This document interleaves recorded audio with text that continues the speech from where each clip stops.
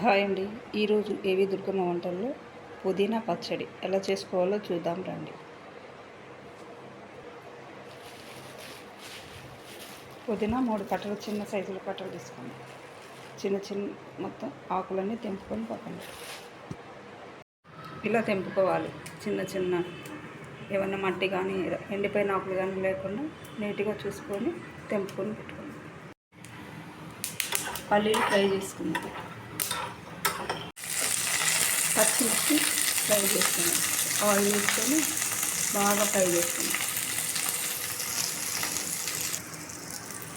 చూడండి పచ్చిమిర్చి ఎలా ఫ్రై అయిందో ఇట్లా ఫ్రై చేసుకోవాలి. పచ్చి వాసన లేకుండా ఆయిల్ వేసి ఫ్రై చేసుకొని పుదీనా వేసుకున్నాం.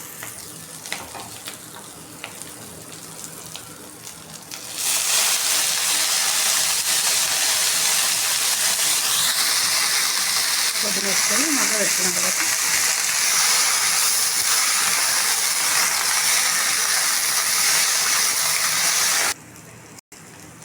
చింతపండు వేసుకున్నాం. 2 రెక్కలు చాలు.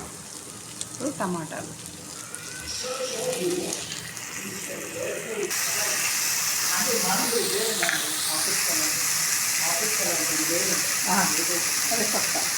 చింతపండు, వెల్లుల్లిపాయలు వేసుకున్నాం.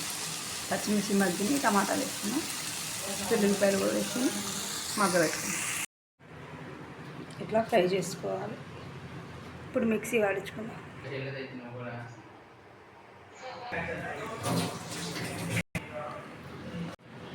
చూడండి ఎంత చక్కగా రెడీ అయిపోయిందో పుదీనా చట్నీ. ఇలాగే చేసుకున్న మీరు కూడా.